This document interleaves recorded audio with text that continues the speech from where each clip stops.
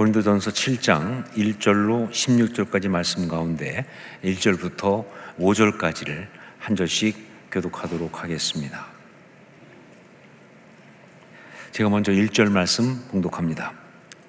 너희가 쓴 문제에 대하여 말하면 남자가 여자를 가까이 아니함이 좋으나 음행을 피하기 위하여 남자마다 자기 아내를 두고 여자마다 자기 남편을 두라. 남편은 그 아내에 대한 의무를 다하고 아내도 그 남편에게 그렇게 할지라.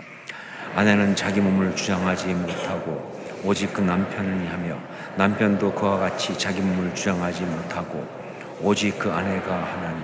함께 읽습니다. 서로 분방하지 말라. 다만 기도할 틈을 얻기 위하여 합의상 얼마 동안은 하되 다시 합하라. 이는 너희가 절제 못함으로 말미암아 사탄이 너희를 시험하지 못하게 하려 함이라. 아멘.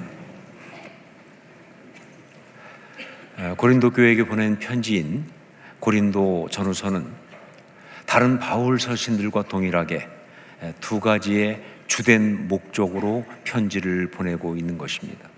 하나가 뭐냐? 고린도 교회 안에 있는 영적인 문제를 해결하기 위해서. 그 편지를 보낸 이유가 고린도 교회 안에 있는 영적인 문제를 해결하기 위해서. 그리고 또 한 가지는 고린도 교회 성도들에게 목회적인 지침을 주기 위해서. 그래서 이 편지를 보내고 있다. 자, 그런데 오늘 말씀은 이 두 가지에 다 해당되는 그런 말씀입니다. 우선 오늘 말씀을 쓰게 된 이유가 뭐냐? 고린도 교회 성도들이 바울 사도에게 질문을 했어요.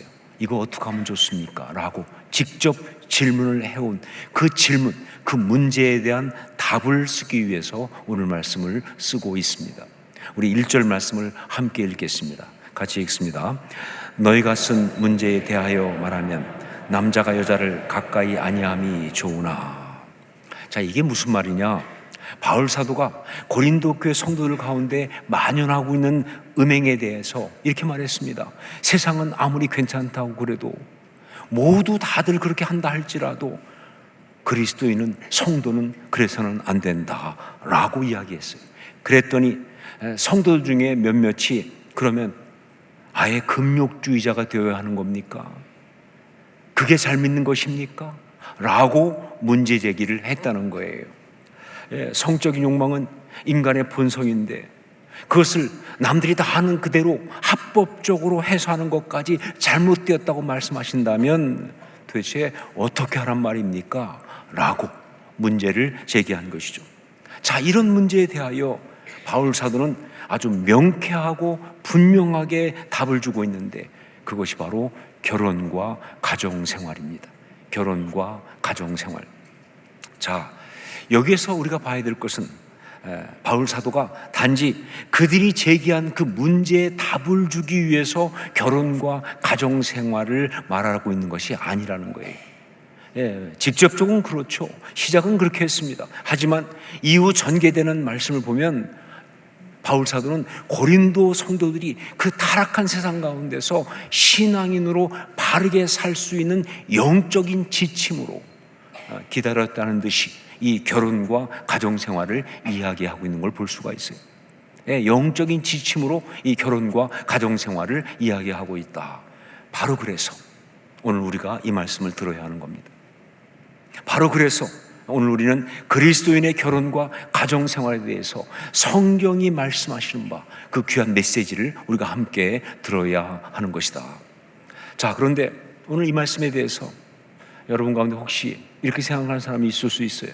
오늘 말씀은 나하고는 직접 상관이 없다. 불편하다. 해당 사항이 없다. 이렇게 생각하는 사람이 있을 수 있는데 사실은 절대 그럴 수가 없다. 왜냐하면 결혼은 모든 사람에게 직접 간접적으로 다 해당되는 문제거든요. 인생을 산다면 결혼은 모든 사람에게 다 직접 간접적으로 해당되는 문제이기 때문에 아직 결혼을 하지 않은 사람이든 이미 결혼을 해서 오래 산 사람이든 혹은 자녀가 결혼을 해야 되는 입장에 있는 사람이든 아니면 이미 자녀가 결혼을 다 해서 이제 그 문제도 없는 사람이든 그런 여러분 아시죠? 저도 경험하지만 자녀를 결혼시켰다고 끝나는 게 아니에요. 그때부터 시작이라고 봐야 됩니다. 그것이든 아니면 성공적으로 결혼 생활을 하고 있는 사람이든 아니면 결혼 생활에 어려움을 겪었거나 겪고 있는 사람이든 다 배워야 하고 그 모두가 다 함께 생각해야 될 주제, 그게 바로 결혼과 가정생활이에요. 자기 자신이 신앙인으로서 하나님의 형상을 지키며 바르게 잘 살기 위해서도 이건 정말 중요하고요. 그리고 또한 이 세상을 아름다운 하나님의 나라로 변화시켜야 하는 그 사명을 가진 사람으로서도 이건 너무 중요한 것이다 하는 것이죠. 제가 한 번은 교회사에 대한 그 아티클을 보다가 너무 재미있는, 그러면서도 정말 공감이 되면서 도전이 되는 그런 내용을 보게 되었습니다. 그것은 기독교가 로마의 국교가 된 그 비하인드 스토리를 이야기한 거예요. 여러분도 궁금하지 않으십니까? 어떻게 하다가 그렇게 기독교를 핍박하던 로마가 기독교 국가가 되었는지.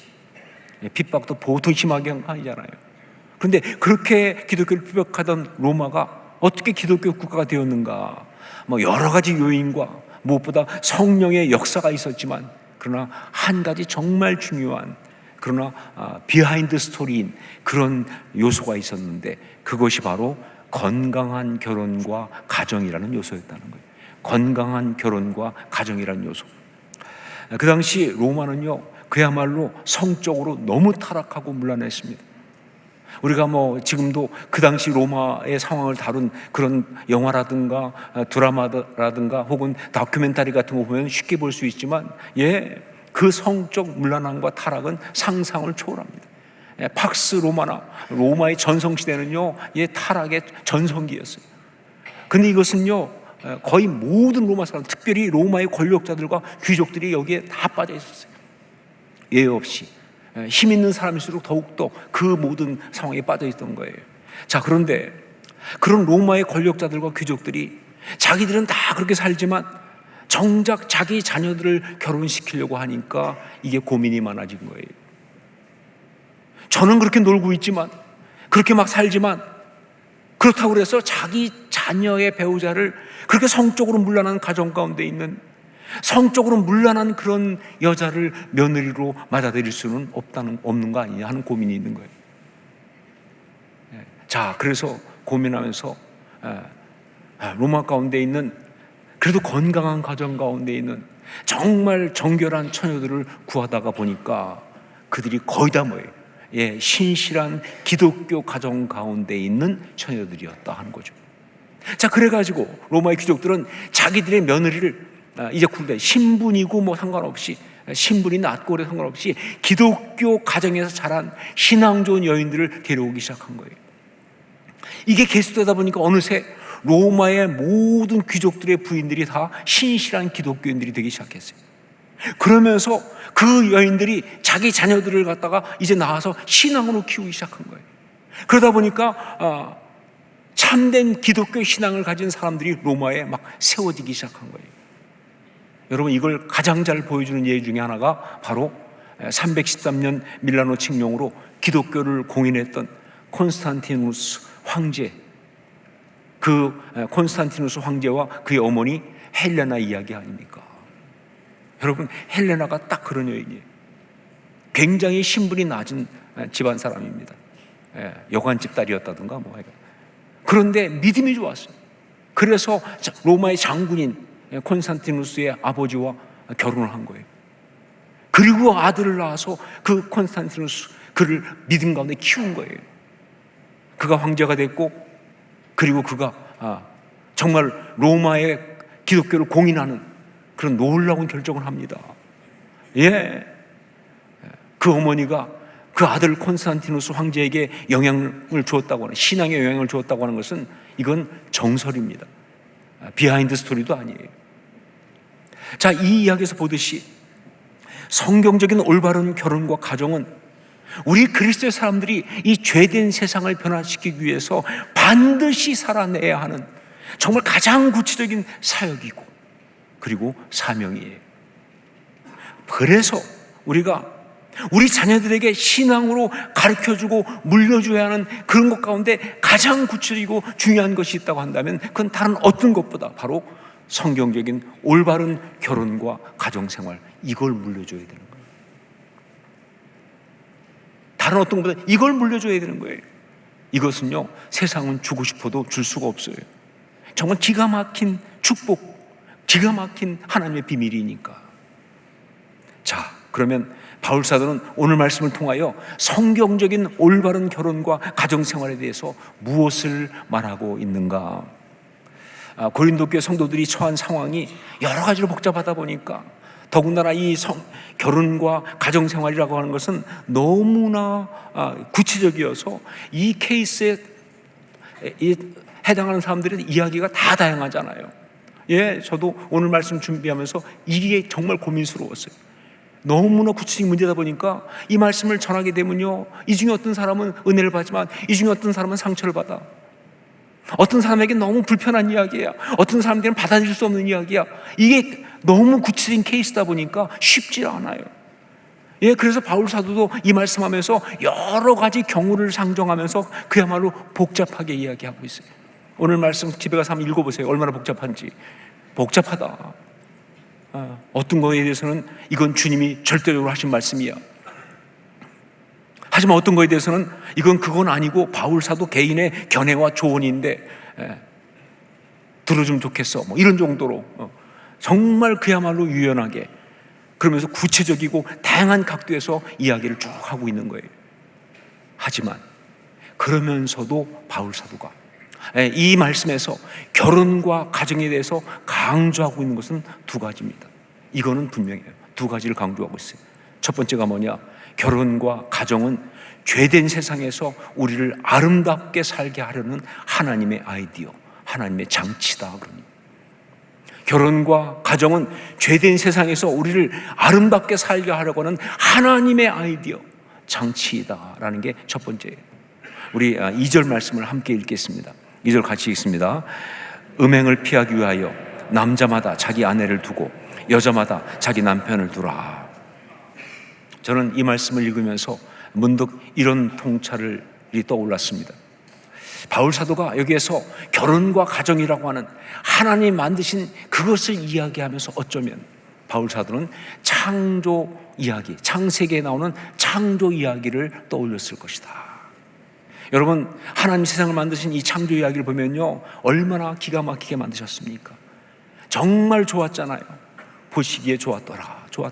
그런데 거기에 딱 하나 좋지 못하니가 있었어요. 좋지 못하니, 즉 무슨 얘기예요? 창조에 문제가 있다. 즉 문제가 발생한 거예요. 이거는 안 좋은 것이다. 좋지 못하니.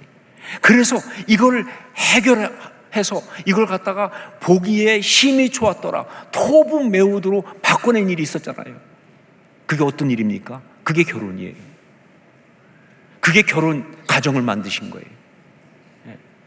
바로 그 이야기를 바울 사도는 생각하지 않았을까? 예, 그렇습니다. 이 결혼이라고 하는 것은 하나님의 오리지널 디자인입니다.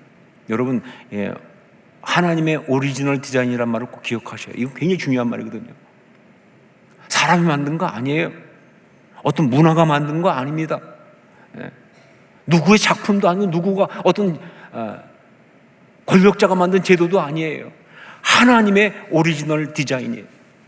결혼이라는 것은. 그것도 이 세상의 구조적인 모든 문제를 해결하면서 인생을 가장 아름답고 완벽하게 하시는 하나님의 시스템이었다 하는 것이죠. 하나님의 시스템. 이게 결혼이에요. 이것은 그렇기 때문에 죄로 오염되고 망가진 세상 가운데도 동일한 이야기죠. 아니, 더 중요한 이야기입니다. 죄로 그 본성과 욕망이 오염되고 망가진 인간이 이 죄 가운데서 어떻게 제대로 살 수 있을까? 우리가 하나님의 사람으로. 예, 그건 여전히 존재하고 있는 그 가운데서도 여전히 존재하고 있는, 그리고 여전히 작동하고 있는 하나님의 시스템, 그거밖에 답이 없죠. 그것이 바로 뭐예요? 결혼과 가정생활이에요.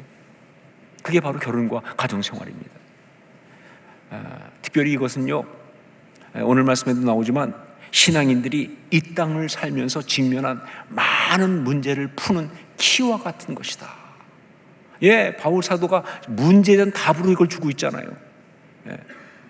그런 것처럼 또 하나님이 창조 역사 가운데서 이 결혼과 가정을 갖다가 좋지 아니하니라는 문제를 심히 좋았더라라고 그렇게 풀어내신, 바꿔내신 그것처럼 말이죠. 동일하게 지금도 수많은 신앙의 사람들의 삶의 문제를 풀고 하나님의 그 아름다운 축복 가운데로 가게 하는 그 구체적인 역사, 그것으로 이 결혼과 가정이라고 하는 것이 하나님이 사용하고 계시다라는 것이죠.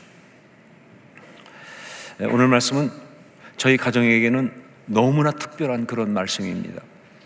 성경 말씀이 다 특별하고 다 은혜가 넘치는 그런 말씀이지만 오늘 말씀은 특별히 저희 가정에게는 정말 특별한 은혜의 말씀이다라는 것이죠.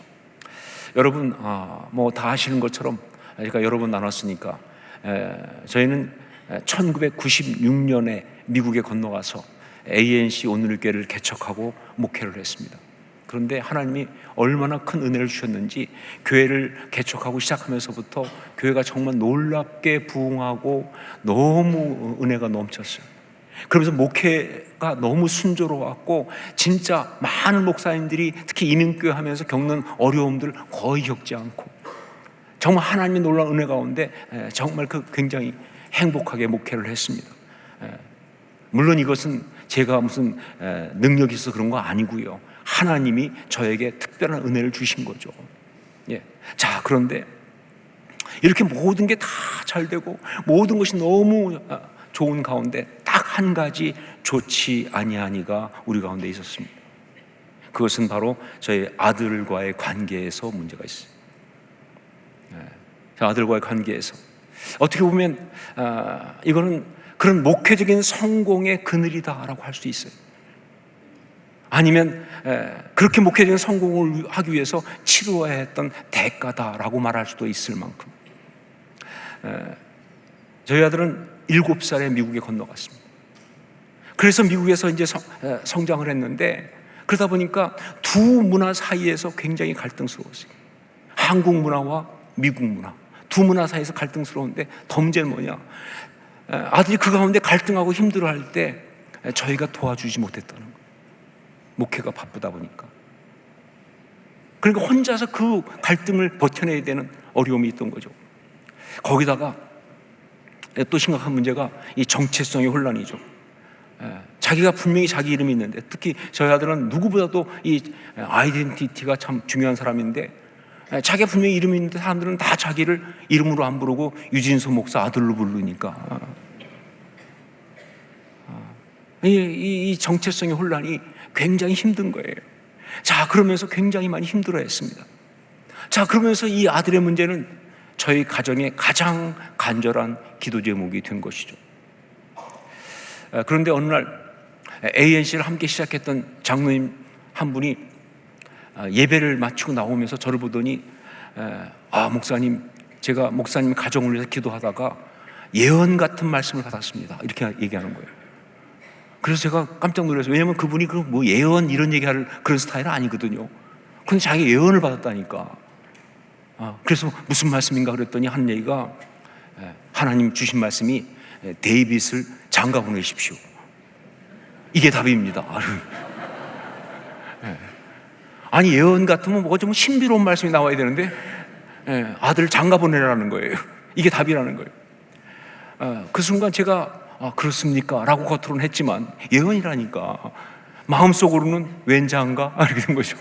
아니 아직 나이도 어린데 그때가 20대 중반이었거든요.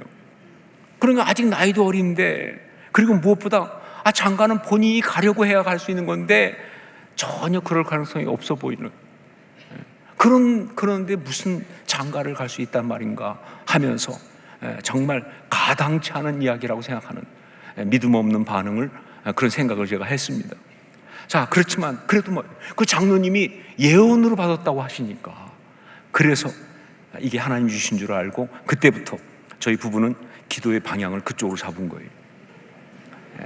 장가 가는 쪽으로. 하지만 정말 응답은 요원한, 여러분 그런 기도 해봐서 알 거예요. 기도는 하는데 응답은 정말 요원해. 내가 봐도 안 돼 이건. 그런 식의 기도를 할 수밖에 없는 상황이었죠. 하지만 그러던 중에 그 뒤 한 5년쯤 지나서 저희 아들이 저희가 떠난 한국으로 나온 다음에 혼자서 ANC에 예배를 드렸는데, 그런데 그때 제 후임이신 김태형 목사님이 설교하는 걸 들으면서 은혜를 받은 거예요. 어떤 은혜를 받았냐? 장가 가야겠다 라는 은혜를 받은 거예요. 결혼을 해야겠다 라는 은혜를 받은 거예요. 이건 정말 전혀 아니었거든요. 그런데 그 마음에 저는 그것이 하나님 앞에 저희 아들이 무릎을 꿇은 거라고 생각해요. 그러면서 배우자를 위해서 내가 기도해야겠다 하는 그런 마음을 먹었고, 그 결과 여러분이 아시는 것처럼 결혼도 하고 손주들까지 태어나서 정말 우리 가정이 늘 하나님 앞에 감사할 수밖에 없는 심히 좋았더라의 은혜 가운데 거하는 그런 응답을 받게 된 것입니다. 그런데 그때 아들이 들었던 그 설교의 본문이 바로 오늘 말씀입니다. 고린도전서 7장 바로 이 말씀이었다. 그래서 이 말씀이 저희 가정에게는 정말 특별한 말씀이 된 거예요. 우리 모든 문제를 풀어주시는, 역사를 행하신 하나님의 말씀. 전 이 말씀은 동일하게 우리 모두 가운데 역사하신다고 믿습니다.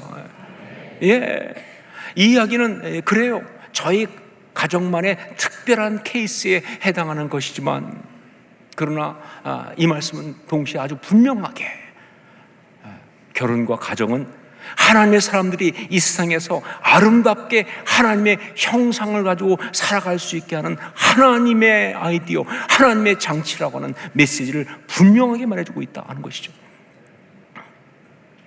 그게 바로 결혼과 가정생활입니다.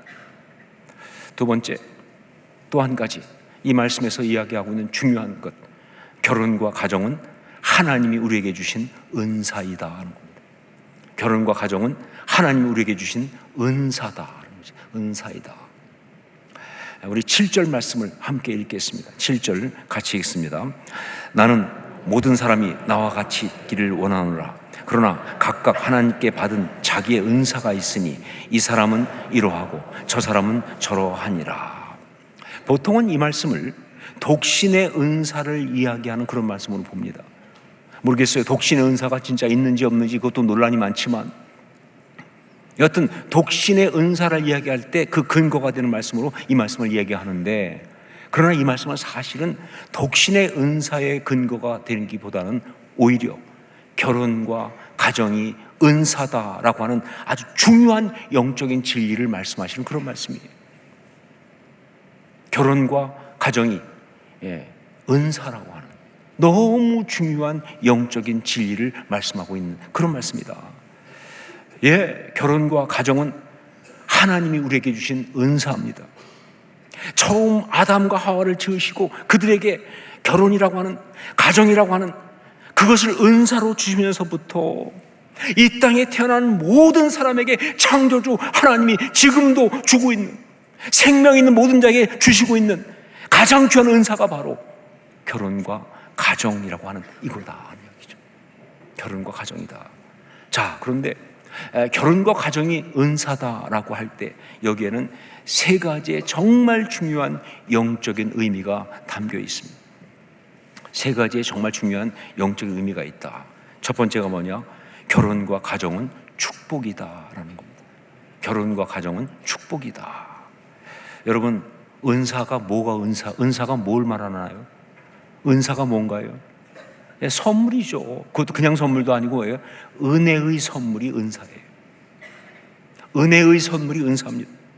자, 그러니까 이건 하나님이 당신의 자녀들에게 주시는 최고의 축복이다 하는 거예요. 이게 바로 은사고 이게 바로 결혼과 가정이에요. 우리가 죄와 상처 때문에 때로 이 선물을 받는 것에 힘들어하고 고통스러워할 수 있어요. 이게 안타까움이죠. 하나님은 기가 막힌 걸 주었는데, 그런데 우리는 우리 죄 때문에, 우리 상처 때문에 여기에 정말 우리가 많은 상처를 받아 우리가 깨어진 그림을 가져. 어떤 깨어진 어떤 가정의 모습이라든가 그런 어떤 가슴 아픈 경험이라든가 어떤 힘든 걸 갖다 보니까 이게 힘들어, 이게 고통스러워, 이게 심지어 hate, 싫어해. 정말 그렇게 안타깝게 망가지고 많은 일이 너무 많은 게 이 시대죠. 하지만 아무리 그래도 그런 일이 정말 있다 할지라도, 그러나 이것이 하나님이 우리에게 주신 축복인 사실은 절대로 변하지 않는다. 결혼과 가정은 하나님이 주신 축복이에요. 이건 변하지 않는다는 거죠. 그리스도인은 어떤 상황 속에서도 이걸 믿음으로 온전히 받아들이는 사람이 그리스도인이에요. 이게 그리스도인이다 하는 것이죠. 두 번째, 이게 은사라고 할 때 여기에 담기는 두 번째 뜻은 결혼과 가정은 섭리이다라는 겁니다. 결혼과 가정은 섭리이다. 여러분, 은사는 하나님이 우리에게 주시는 것입니다. 우리가 요구하는 것도 아니고요, 우리가 얻어내는 것도 아니고, 우리가 선택하는 건 더더욱 아니고요, 우리가 자격이 있어서 그래서 받아내는 것도 아니다 하는 거예요. 다만 우리를 사랑하시는 하나님이 주권적 섭리로 우리에게 주시는 거예요. 그게 바로 은사입니다. 그래서 은사에 있어서 정말 중요한 게 뭐냐? 은사는 절대로 비교해서는 안 된다는 거예요. 판단하거나 혹은 평가할 수 없다는 거예요. 어떤 사람들 보면 은사를 받아놓고 말이죠, 나는 왜 이런 은사를 주셨을까?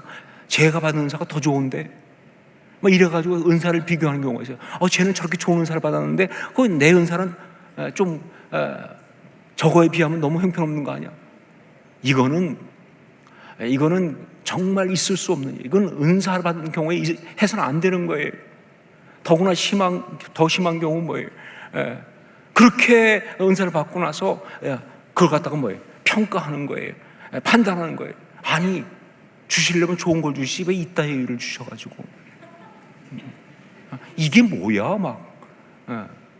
여러분, 선물을 주는 입장에서 한번 생각해 보세요. 제가 만약에 여러분 가운데 누구한테 나랑 고민하고 선물을 줬는데 여러분이 받아가지고 저를 보고, 아니 목사님, 주려면 좋은 걸 주시 왜 이따위로 주십니까? 뭐 이런 걸 다 주셨어요? 했을 때, 아니 뭐 이렇게 형편없는 걸. 그 순간 뭐예요? 여러분과 저의 관계는 끊어져도 확실히 끊어집니다. 다시는 안 보죠 우리가. 여러분, 우리가 하나님 앞에서 그럴 수 없는 거 아니에요? 하나님이 주신 것인데, 그게 은사인데, 이걸 비교하거나 이걸 판단하거나 평가한다면 이거는 정말 하나님 앞에서 우리가 할 수 없는 악함이죠. 은사는 그런 게 아니에요. 그냥 주시는 대로 그 섭리를 신뢰하고, 이해가 안 돼도 필요하니까, 하나님이 나보다 나를 더 잘 아시니까, 하나님이 나보다 더 나를 더 사랑하시니까, 그러니까 주셨겠지라고 신뢰하고 감사함으로 받는 게 은사 아니에요. 가정과 결혼도 똑같습니다. 이 가정과 결혼은 섭리의 영역에 속한 거예요. 우리의 선택이 아닙니다. 우리의 비즈니스가 아니에요. 섭리의 영역에 속한 거예요. 배우자부터 자녀들까지. 섭리 하나님이 주권적으로 주신 거예요. 우리가 고르거나 선택한 거 절대로 아니다, 그런 이야기죠. 이게 정말 중요한 거예요. 섭리의 영역이니까. 오늘 말씀 보면요, 바울 사도가 뒷부분에 이런 언급을 합니다. 믿지 않는 배우자와의 관계를. 근데 거기도 그렇게 얘기해요. 그것도 하나님이 주신 것으로 알고 네 마음대로 어디 평가하지 말라는 거예요. 하나님이 주신 거니까. 이건 섭리의 영역이다. 또한 결혼과 가정의 모든 상황이 하나님의 주권적 섭리 가운데 있는 것이다, 이런 이야기예요. 결혼과 가정의 모든 상황이 하나님의 주권적 섭리 가운데 있는 것이다. 그것이 독신이든, 어쩌다 보니까 독신된 거 아니에요. 하나님의 섭리 가운데 있는 거예요. 그것이 사별로 홀로 된 것이든,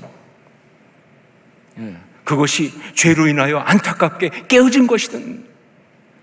그럼 여기서 여러분이 조심하실 게 있어요. 이 말이 절대로 이혼도 섭리다, 그 뜻은 아니에요. 이혼도 섭리야, 어쩔 수 없어, 아니, 그 얘기하는 거 아니에요. 다만 뭐예요? 이 얘기는 무슨 얘기냐? 그렇게 죄로 인해서 깨어진 안타까운 상황이 되었지만 여전히 하나님의 섭리 가운데 그가 있다, 그런 뜻이에요.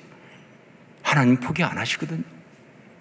우리는 그렇게 생각하죠. 나는 결혼에 실패했어. 그러니까 이제는 하나님의 결혼에 관한 섭리는 나하고는 해당 사항 없음. 무슨 말씀이에요?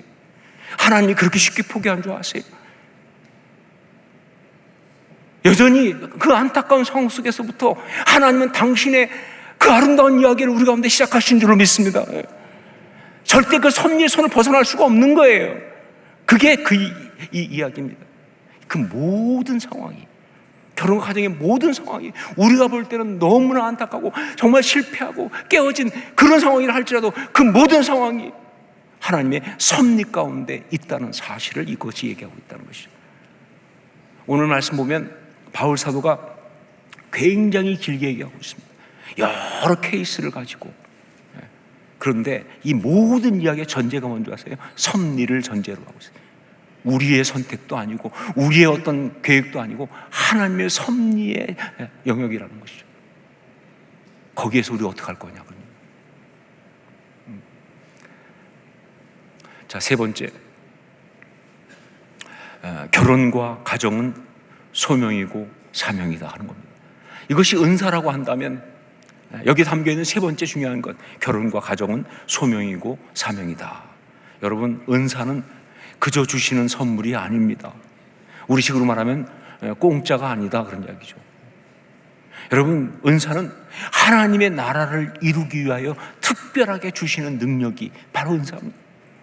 그게 무슨 초자연적 은사든, 그게 자연적 은사든, 뭐 가르치는 은사든, 그게 무슨 뭐 찬양하는 은사든, 아니면 무슨 어떤 예언과 뭐 통변이든, 아니요, 다 상관없이 모든 은사는 다 하나님의 나라를 이루기 위해서 특별하게 주시는 능력이에요. 그런데 여러분, 그러니까 기가 막힌 선물이죠.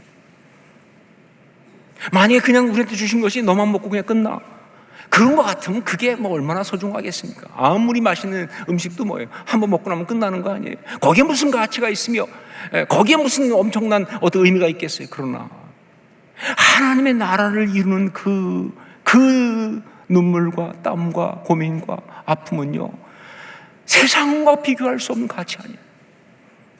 그 특별한 것을 하나님께서 우리에게 주신 거예요. 그게 은사예요. 예, 그래서 솔직히 말하면 은사 많이 안 받는 게 좋아요. 은사 많이 받으면 피곤합니다. 일이 많아져요. 바빠. 제가 아는 어떤 분은 선교사님인데 이분이 치유하는 은사를 받았어요. 그랬더니 밤 12시까지 사람들이 와가지고 기도해달라는 거예요. 그래서 하나님 제발 걷어가 주세요. 예, 은사는 그런 게 은사예요. 그런데 얼마나 귀합니까? 얼마나, 아니, 12시까지 기도 안 해주고 쿨쿨 잠잤으면 그 삶에 남는 게 뭐가 있어, 잠잔 거밖에. 여러분, 그래서 은사는 소명이에요.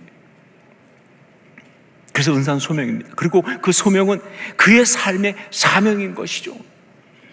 여러분, 결혼과 가정은 우리가 행복하라고 주신 축복일 뿐만 아니라 우리가 이 땅 가운데서 하나님의 사람으로서 생명을 걸고 이루어야 될 소명이고요, 그리고 사명인 거예요. 어떤 것이냐? 예, 이게 사명이라면, 이게 소명이라면 이 사명을 완수했을 때, 그리고 우리 주님 앞에 섰을 때 주님이 우리한테 이렇게 말씀하실 거거든요. 잘하였도다 착하고 충성된 종아, 고맙다. 그게 결혼이고 그게 가정이에요. 그냥 사는 거 아니에요. 그게 결혼 생활이고 그게 가정 생활이에요. 우리가 정말 힘들고 어려운 그런 어떤 시간을 가졌다 할지라도 그 가운데 하나님의 섭리 가운데 최선을 다하여 그 골짜기를 살아내면 우리 주님 말씀하실 겁니다. 고맙다, 잘하였도다 착하고 충성된 종아. 예, 그래서 결혼과 가정생활은 우리 신앙인에게는 십자가의 길이기도 하죠. 힘들고 어렵다는 뜻이 아닙니다. 그만큼 가치 있고 그만큼 의미 있다는 뜻이죠. 여러분, 우리 삶에 정말 중요한 가치는요, 이 삶의 이야기가 주님 앞에 섰을 때 우리 주님의 그 고맙다, 살아있어도 착하고 충성된 종아, 이 말씀이 나오는 그런 것이 되는, 그게 정말 잘 사는 거예요. 그거 아닌 나머지는 다 의미가 없어요. 죽은 관계 다 사라지는 것들이에요. 결혼과 가정은 바로 그런 것이다.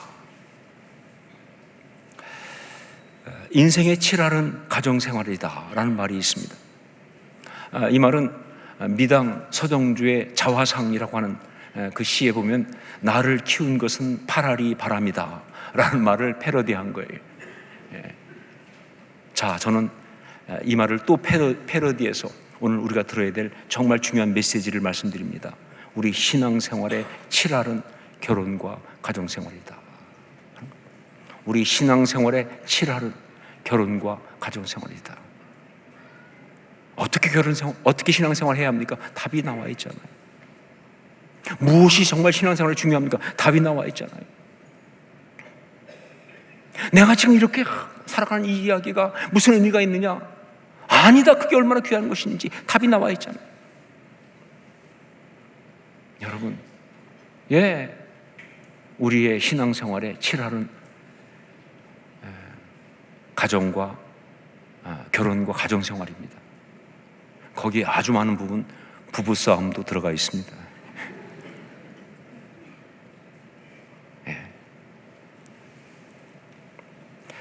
그러니까 지금 우리의 상황이 어떠하든 결혼과 가정생활, 이것은 우리가 놓쳐서는 안 되는 축복이고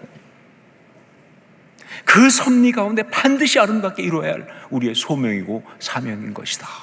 내가 지금 어떤 상황에 있든 간에 일반적으로 생각하는 그런 것이 아닌 정말 실패하고 무너지고 그런 상황이 있다 할지라도 여전히 하나님의 이야기 가운데 있는 거예요. 이게 거기서 최선을 다해야 돼. 거기서 가장 정말 최선을 다해서 이걸 이 골짜기 가운데 헤치고 나가는 이런 이야기가 더 아름다운 이야기죠. 특별히 가정과 결혼과 가정생활에 아픔이 있는 사람이 있습니까? 혹은 실패한 사람이 있습니까? 더 중요하죠. 놓치면 안 돼요. 포기하면 안 돼요. 놓을 수 없는 주제죠. 더 기도해야 되죠. 어떤 모습이든지. 여러분, 섭리라는 말씀 혹은 소명이라는 말씀, 이런 말씀 나오면요, 그 말씀에 대한 우리의 답은, 우리가 보일 수 있는 카운터파트는 딱 하나밖에 없어요. 한 단어. 뭐예요? 섭리, 소명. 우리에게 있는 선택이 뭡니까? 한 가지밖에 없죠.